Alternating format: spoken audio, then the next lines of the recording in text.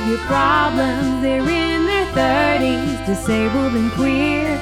Agony onto a funny and modern. If you want it solved, Em and Maddie are here. Hi, my name's Emily Dash. And I'm Madeline Stewart. We're here on Gadigal land of the Eora Nation.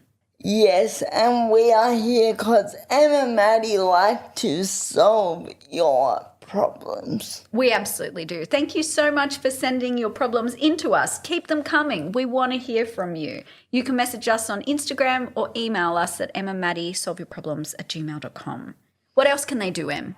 You can come and see us at our show in Adelaide. Yeah, end of March. Come hang out with us. Yeah, we're very excited about it. Yeah, there's even like VIP seatings where you can get like a glass of bubbly and stuff. Yeah, come have a fancy. drink with us. Yeah, we'd love that. Now, Em, we usually start with you first with your problems and questions and queries and confessions. Oh, yes. But do you have a problem for I me? do. I'm just so excited. I want to go first. Yes, okay. I'm very excited, Em, because Maps is back. Married at First Sight. It's been back for a little while, but I'm like so into it because the weddings are over. They're the boring bits. And now the drama is there. And Em, I must make a confession to you. Yes. I have a very unhealthy relationship with drama. I love it. As in like real life drama or television drama? All of it. If anyone has a juicy story, if anyone is just a bit chaotic, I love it. I love it. I gobble it up. But I think it's unhealthy. Oh, yeah, you do? Okay. Yeah, because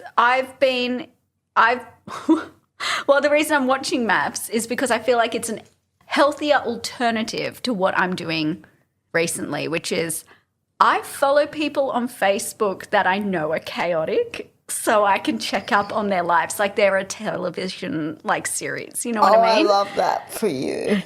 But everyone has them on Facebook, right? Yeah, no, for sure. Yes, I do. Yeah, these chaotic people, and you're like, I just need to know what happens next. Yes. I love it. Em, do you do that? You know, it's funny for me because I'm a writer, right? Then I write drama, so yeah, of course I take my little tidbits from other people's lives and go, that's interesting and juicy. Watch out, it might end up on a television show. Oh my gosh, I don't want to tell you all my secrets then. I might, you might take them, put them in a movie. You never know, Maddie, that's my job. But you might, yeah, so like I've been following like people on Facebook and I think it's just a bit unhealthy because they're real people with real lives. Yes. So what I've done is I've transferred that and now I'm watching Married at First Sight and it is so juicy and so dramatic and I know it's all edited together and, the producers purposefully put these people together who are going to create drama and conflict. But I love it. I love it. I love some good reality television. What are your Bachelor, favourites? Oh, yeah? The Bachelor and Big Bachelor Girl. Oh, that's a good singer. And I love, I'm watching a thing called Couples Therapy at the moment, which is not like a competition reality show. What is it? Tell me. It's like a documentary reality show about people in couples therapy. Like real people? Real people in real therapy with a real therapist. Yes, it's very fascinating. Oh, my gosh. I love that. Yes. Is there like multiple couples and stuff? Yes, and they all have different relationship structures, like about like polyamory and all this kind of thing. Oh, my gosh. I love that. I'm going to give that a watch, You genuinely. really should. Oh, my gosh. Yeah. I love that. So, Maybe we should have a segment where we tell each other what to watch. yeah, little homework for the week. You must watch 3 episodes of Maps, stat, and I'll watch, couples therapy. The other thing, like reality television is good for drama, but also there's like teen dramas and stuff. That kind of genre is good. Would be good for your drama addiction. Like Heartbreak High and whatnot. Like Heartbreak High, but like the old old ones, like One Tree Hill and Gilmore Girls. And I'm on a bit of an old TV thing at the moment. Yeah, but they still have good drama. The drama that lasts the test of time. Yes. Oh, gosh. Yes. I must So say, try out those shows. Yeah. Your homework this week, maybe, I will say either watch a bit of Married at First Sight, not the weddings, they're boring, but Yes. like the drama when they're like, I just don't like you because you're not a petite blonde, things like Yes. that. Ridiculous stuff. But also there's a great show called Just Tattoo of Us where two friends go and get, or friends or family members or whatever, sometimes they're frenemies, get tattoos together and they choose a tattoo for each other. And sometimes it's just horrible tattoos. Oh, my God.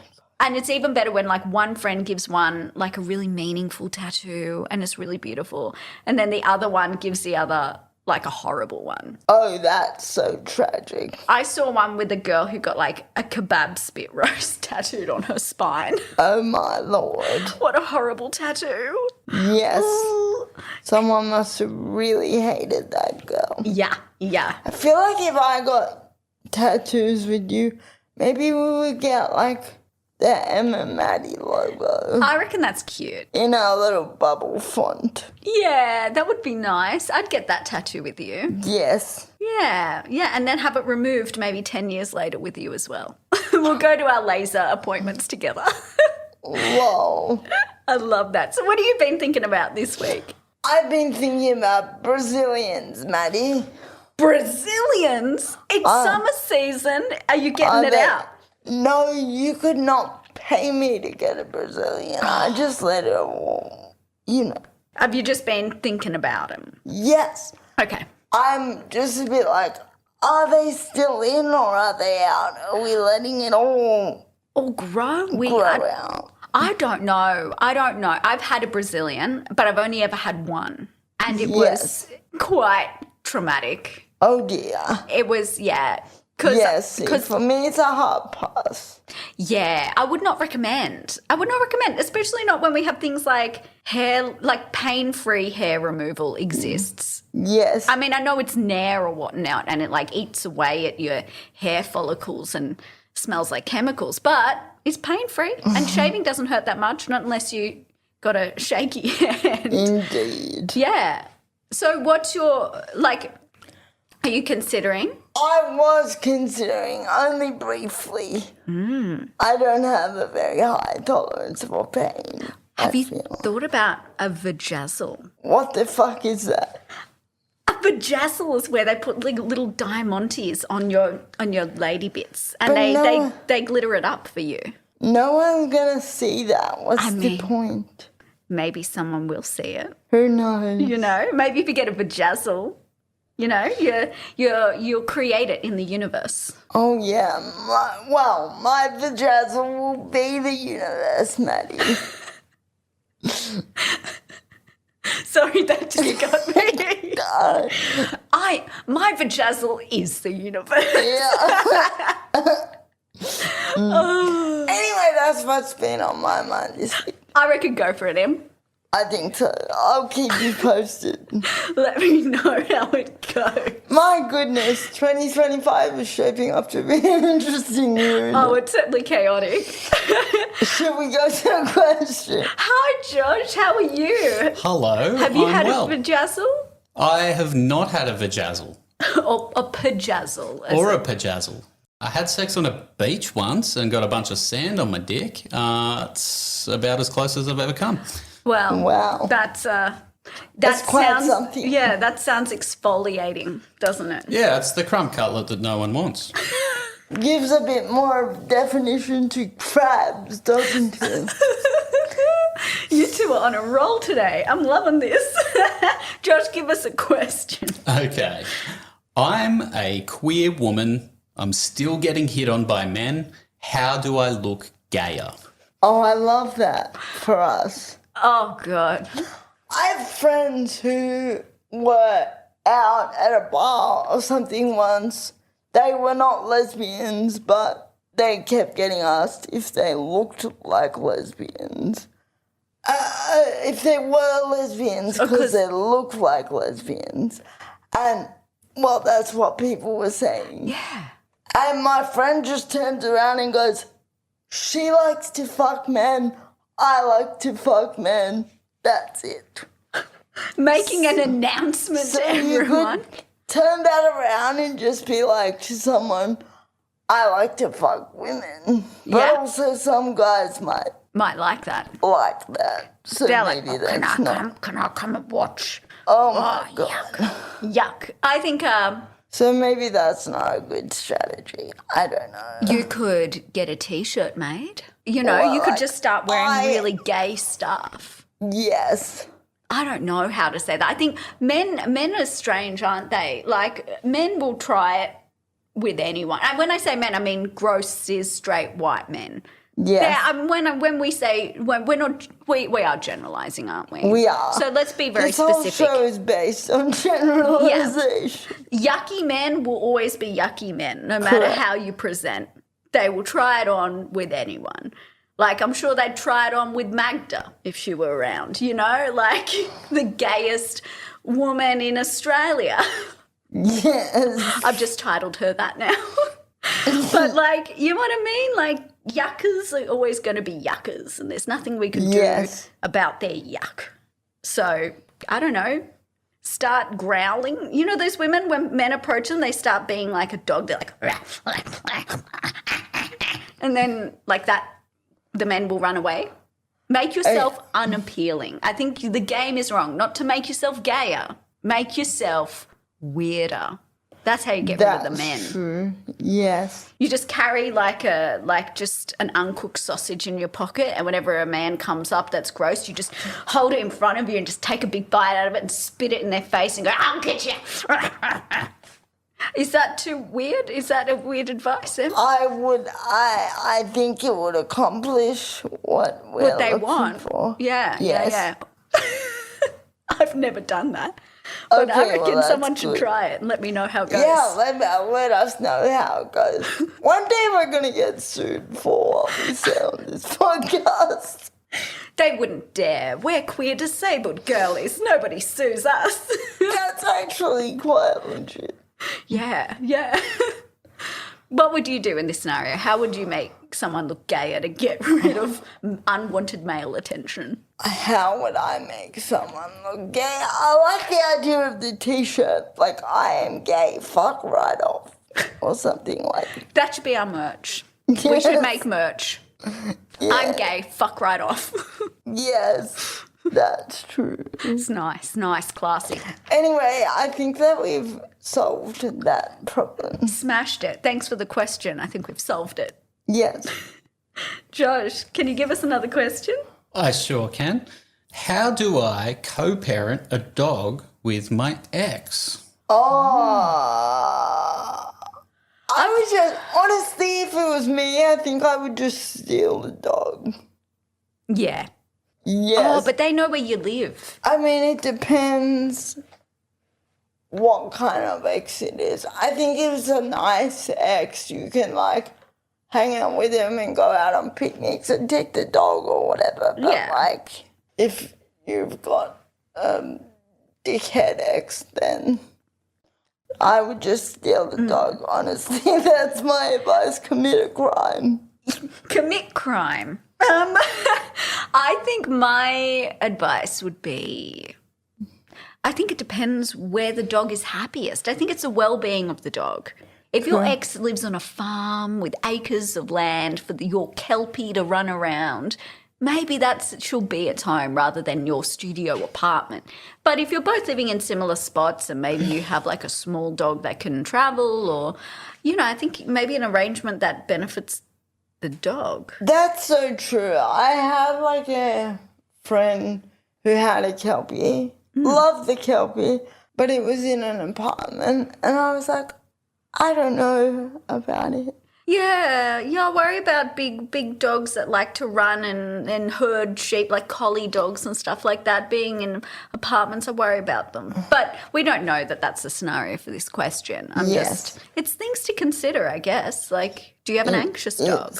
Yes. Do you have a neurodivergent dog who needs to be wrapped in a had blanket? people commenting about the neurodivergent. Oh, Yeah. They said it mirrors the traits of the owner. That's kind of cute. Yeah. I think I won a competition. I used to have a golden retriever, and I think I won a competition, one of those owners looking like their dog's competition when I was like 8. Oh, Because we cute. both had like long golden hair. That's adorable. I genuinely believe that dogs and owners like morph into one a lot of the time. So cute. Yeah, I think either the behavior matches or they like somehow just end up looking like each other. It's strange. I think genuinely, like you look like Bailey sometimes. Yes, Bailey is my very anxious, very chatty dog. Yeah, as soon as I walk in here, Bailey's chitty-chatting to me like, I've never met you before in my life. You're an intruder. And then I'll come over and she'll have a little sniff of my hand. She'll be like, no, I love Yes. you. Very M. And she always looks cute. So very much like you too. Oh, yeah, you're always telling me I'm looking cute. Yeah. Sometimes I think Bailey should just be right here always. But yeah, she's too anxious She's to be a bit filmed. camera shy. She is, I sorry. tried to film her once for a thing, and it really just didn't work. Oh, Bailey. Poor Bailey got So it. I think that's a difference between you and Bailey. Although maybe if she's mimicking your behaviour, she might join us. You never know. Yeah, you never know. Keep Yeah. watching and find out. Find out. She's a cutie pie. But yeah, I think, choosing, yeah. What was the question again? Co-parenting. Yes. I think it's fine. Yes. I think choose whatever works best. But a For the schedule. dog. A schedule is always nice. A calendar. Color-coded. Color-coded. Organisation and information is key. Yes. Communication. Yeah. Too bad if your ex is an asshole. So In that case, as I said, steal the dog. grab and run, just like Jennifer Coolidge in Legally Blonde, where she's like, "I'm taking the dog, I dumbass." literally had a friend that did that. It worked out very well for her. Well, there we go. Steal the dog. Steal the dog. Josh. What's the deal with all these hot cross bun flavours? Life is overwhelming enough. I don't need 20 million flavours of hot cross buns to choose from. Agreed. 100%. What are the flavours now, anyway? Well, there's always the chocolate ones, which Yeah. I have to say are very good. How many flavours even are there, Em? So we love the chocolate, we love the tradish. Yes. I reckon there would be like cheesy mite one. 100%. There's cheesy mite, I reckon. And there's like savoury ones like Shapes. That is an abomination. I don't think hot cross buns should be savoury. I do love a good savoury muffin though. I used to make like a pumpkin and feta and Em, you psychopath. yes. That's crazy. Good. I feel like I'm seeing you in a different light now. You don't do savoury muffins? It's wrong. It's Is it? wrong. I think muffins should be sweet. I Hot used cross to buns make- should be yeah. sweet. I remember, I went through a phase. I also went through a phase of making my own tea. Your own tea. Like Like growing the tea making leaf? different. Oh, no, blending. Yeah, making different combinations of tea. Oh, my Like I'd have like orange, and then I'd have like lemon. I think that's Bit fine. of lemon in there. It's really just flavored water. I guess so. I think that's fine, but like, because it's like sweetie things. But if you put like, okay, but with this tea, we're going to put gravy in it. That's what I think it's like savoury muffins, because I'm like, a muffin should be sweet. Just like a hot cross bun, it should be Who sweet. puts gravy in a muffin? Exactly. You see what I mean? Like, it's wrong. I think savoury.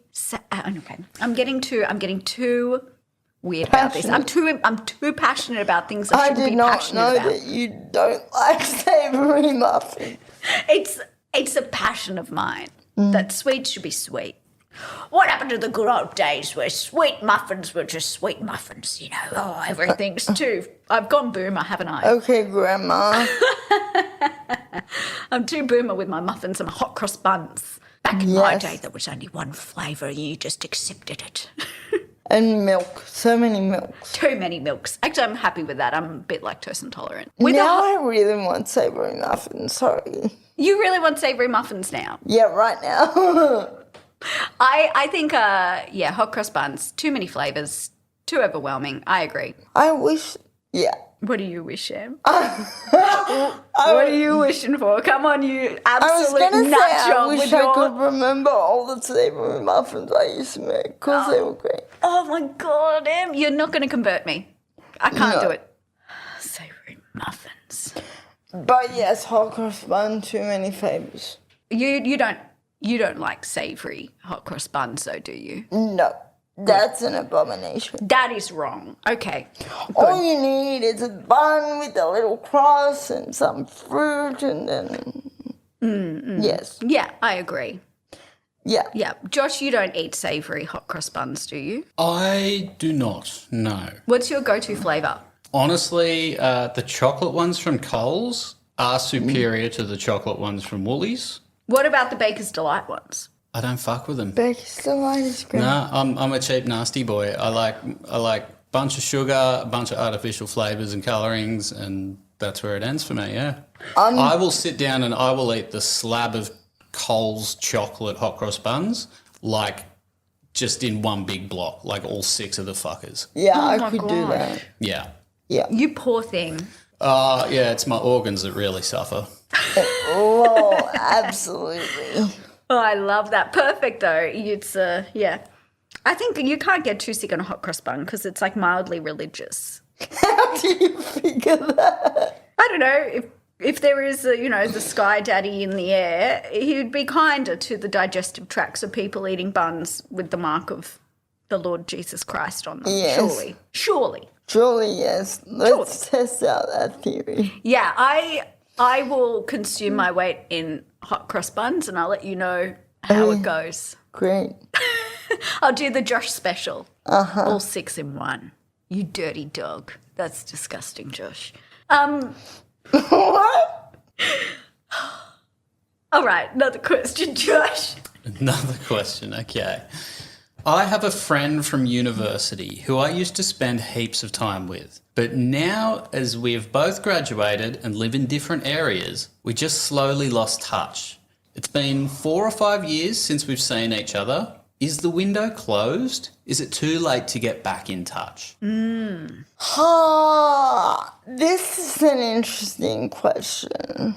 I'm a big believer in friendship, Maddie. And I think that the window is never closed. Yeah. But then there are friends who, if they tried to get back in touch with me, I would be like, sorry, bitch, no. Like, Yeah. yes. So I think it depends on the context of the friendship and whether there was any, like, blow-ups or whether it was a simple, like, growing apart of the values and whatever. Yeah, I agree. Because there are some friends in my life where I've just kind of slowly, we've not messaged as much and we've just slowly drifted apart. Some of them were intentional that I chose to drift away from. And some of them I'm like, oh, I really do miss them. And I'll follow them on Instagram and I feel like, oh, I know what they're up to. But then I realize, I haven't actually spoken to them for a few years, but I feel like we're still friends because I see them online all the time. Yeah. So I would love it if people from, some people from my past got in touch, but I reckon give them a message, see what happens. The thing with the drifting away, it's harder when you're on the other end of that. Yeah. Because if you haven't, if you think you're still friends with someone and they're slowly distancing themselves from you, it's can be a bit of a tricky one. Yeah. But it's hard. How do you know if that's how your friendship ended? How do you know the person just didn't get busy and move Or away? get sick or do whatever. I don't know. Or maybe they're like me, have ADHD and just forget to reply to the messages. I feel like that would be a lot of my friend group, actually. Yeah. So I reckon because we're such believers in friendship, shoot a message, shoot your shot, and if they're keen, they'll message you back, and if not, it's fine. Yeah. Yeah. I have so many friends on Instagram I wish I could reach out to and start a friendship with again, How would you go about that? Would you just message them? Would you ask them out for coffee? It seems quite daunting. You don't want to push too much. Yeah, I feel like if you want to get back in touch with someone, you message them first, and if they're receptive, you say, like, do you want to go out for coffee? But then be prepared. It can go one of two ways. Can you tell I've been in this situation a fair few times, Maddie? I feel like it can go one of two ways. You can spend a lot of time in silence, awkwardly not having anything to talk about, or it's like you pick up where you left off. Yeah. Like it's like no time has passed at all. Exactly. And that's the best friendship, you know. I love that when that happens. I do too. And you have all these exciting new things to talk about. Correct. I have a follow-up question to you. Yes. There is someone in my life who I really want to be friends with. Yes. But I don't want to push it. And I feel shy, you know, being like, hey, I want to hang out with you and be your friend, because I don't want to push it if it's unwelcome. How do you go about, like, you know, oh, we get along together, but I want to take it to the next level and hang out with you socially? Well, you can always just ask, but just be aware of, like, the tone of a message. If someone is like, oh, yeah, maybe we can do that in 6 months or something, they're probably showing you that they're not interested. But if they're like, yeah, let's do that next week or whatever, I think, yeah. Because I have a friend who always gets her nails done and they're beautiful. And I thought, oh, I love working with them. I would love to be their friend. Maybe we should all go get our nails done together. Oh, that'd be so And I brought cute. it up with her and she's like, yeah, let's do it. But, like, nothing's ever Well, come from maybe it. she will now if she listened to the podcast. If you're listening, you know who you are. You got to be my best friend, please, because you're really cool. Yeah. That's it. The mystery person will get the message for sure. Yeah, I love that for you. Let me know how that goes. I will. I think also that is another option if you want to reach out to a friend or make a new friend. Just do public call-outs. Yes. Go straight for the very public declaration. Put it out into the universe. But also I think that's a great way to make friends. Be like, wow, that's really cool. Let's... Yeah, we can always do with a few more friends. Yeah. Josh, why don't we get another question? Well, funny you should mention that. It is now time for our favourite segment of the week, Dolly Doctors, where I go through some old Dolly magazines and I pull out some fun little questions from the sealed section, and you guys do your very best to answer them. I have a question for you first, Josh. Okay, yeah. Because these questions were released in like 2004, 2005, Dolly Doctor. What were you doing in 2004, 2005? Because we talked about our high school years. How old were you in 2004, 2005? It's a great question. Well, I'm 26 now, so quite young. Okay, you stick with that. Yeah, I don't know. I was watching young kids' cartoons and learning to read. Yeah. All right. I won't pry. Okay, this question comes in from Beetroot in Victoria. I get really red cheeks when I'm hot, excited, embarrassed, you name it. I cover them with makeup, but I would rather just be rid of them. What can you recommend? Oh. I love red faces. Yeah. I think they're so gorgeous. You know what I mean? Like really blushy little cheeks. At least no one has any, like, question over whether you're emotional about something. It's kind of like me. I come out in blotches when I've been, like, crying or excited or, like...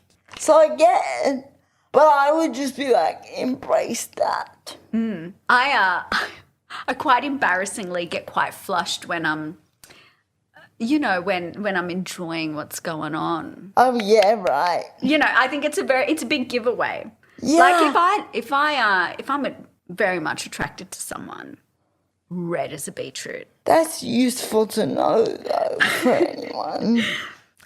Yeah, but I get really pink, and I think, but it's always blotchy. It's always like a blotch here on my. Yes. And I also get it when I'm hot, when I'm physically warm. So like I'll get real blotchy on my, but it's like the bottom cheeks, and it gets in weird places, and I get blotchy on my chest and my neck. Yeah. It looks like an allergic reaction. It's like I'm allergic to being horny. Yeah, I'm allergic. Help! I'm allergic to being horny. If you're allergic to being horny, then I'm apparently allergic to emotions of any sort. I think that explains a lot. I think it's very natural to get very flustered. I think what I would say to this question, I feel like it's more common than you think it is. Yeah. And I think you shouldn't be ashamed to be all flushy and red. I think it's really cute. I love it. I find it very nice. Your first reaction to that question was, it's so cute. It is. It's like those little dolls, you know, those cute little, what are they called? Like the cutie pie dolls, and they have like the cute little hair and the little blushy little cheeks. Or Look like like a on little a cartoon cherub. when someone gets embarrassed and It's adorable. I find it really adorable. Body language is great. Yeah. Also so interesting. But, you know, I think, you shouldn't be ashamed of blushing. The thing though is that you're not able to hide any kind of... Yeah. Because it's an automatic. It is. It's automatic. You can't stop it.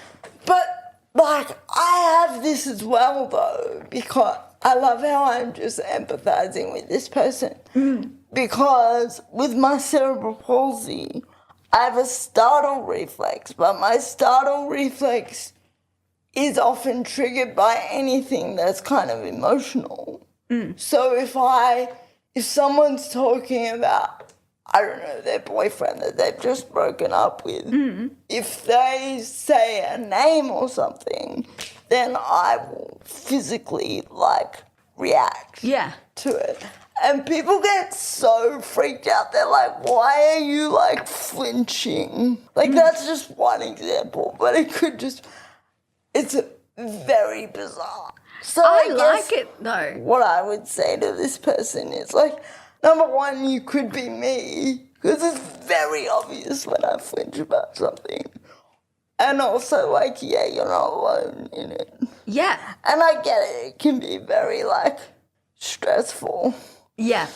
Yeah, but I like that you respond to things because it shows me that you're engaged in my story, that you're connecting with me. That's true. And I like that. I'm like, yeah, Em's picking up what I'm putting down, you know? Yeah. Yeah. And it doesn't necessarily mean that whatever needs to be avoided. In fact, I tell people just to ignore my reactions, actually.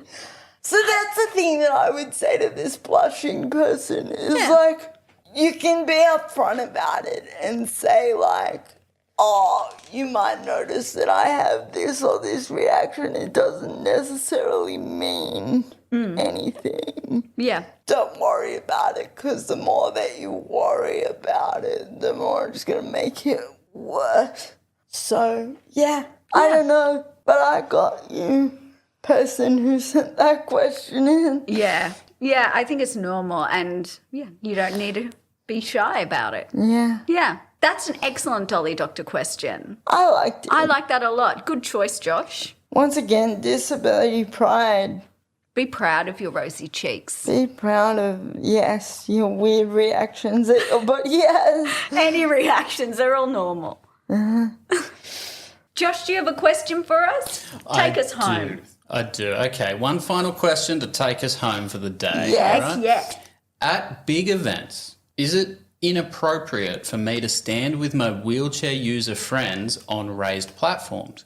I don't want to block anyone's view or be in the way, but I also want to hang out with my friend. That's a great... I'm going to give that to you, Em. Very interesting question. I think that you have every right to be with your friend. If your wheelchair-using friend has invited you to an event, that means they want to be with you and experience it with you and etc. I think, obviously, if you're not with a wheelchair-using person or someone else who needs to use the platform, then you should stay off it. But I think if your friend has a ticket and they're hanging out with you, I think you have every right to be there.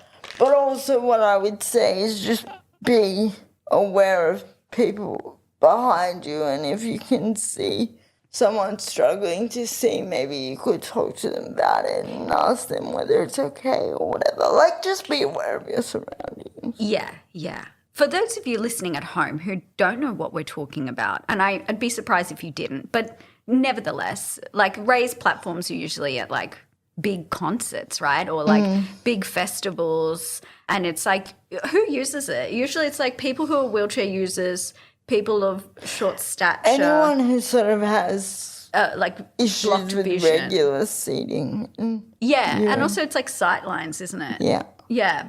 So I think I understand the nervousness of it, like especially if you're not part of the disabled community, like you might feel a bit shy about you know, coming into that specific disabled space. Yes. I know a lot of people who feel uncomfortable with that, but I think in the end, hang out with your friends. Don't be shy about spending time. But you're totally right. Be mindful that because you don't want to block anyone with your tallness. Because what I would say is disabled people are so often, with seating at events and stuff, we're often in like the front row or the back row away from everybody else. So when we do get the opportunity to properly sit with our friends, we should take it. 100%. Because sometimes when I'm not a comedian, I train people on access. Yeah. So often I say to people, when I train non-disabled folk, I bring it to them like, imagine you're on a date with someone and you want to get to know them. And because, you know, that's what you do when you go to music festivals. Like, you're there for, some people are there on dates and things like that. So it's like, if you're separated from your date and you're sitting in your disabled spot, and I use that with quotations, and, you know, you're in your platform or you're in your designated seat, like, how are you supposed to have a goodnight kiss at the end of the night if you've been separated the whole time? That's true. How are you going to make out the entire concert? Yeah. Which is really what we want to do. That is really the only reason we go. Yes. I love that. Yeah, so I often put that to non-disabled people. I'm like, they're not going to get a goodnight kiss. And they go, oh, yeah, that is true, isn't it? Like they've never thought of us going on dates or having friends. Yeah. I mean, not all people I train are like that, but sometimes people are shocked. Absolutely. It's wild. But, yeah, I think that was great advice. Yeah. Hang out with your disabled friends and just be mindful of the people around you. Yes. Heck yeah. That was a great question. Emma, Maddie, strike again. We've solved your problems. All right. I think that's it. That's all we have time for today. Yes, and we will see the people who are coming in Adelaide. Oh, yes. If you're in Adelaide or if you have friends in Adelaide, tell them about the show. It's going to be so much fun. It's going to be so much fun. It is. We're looking forward to it. We will see you next episode. See you next episode. Bye, everyone. Bye.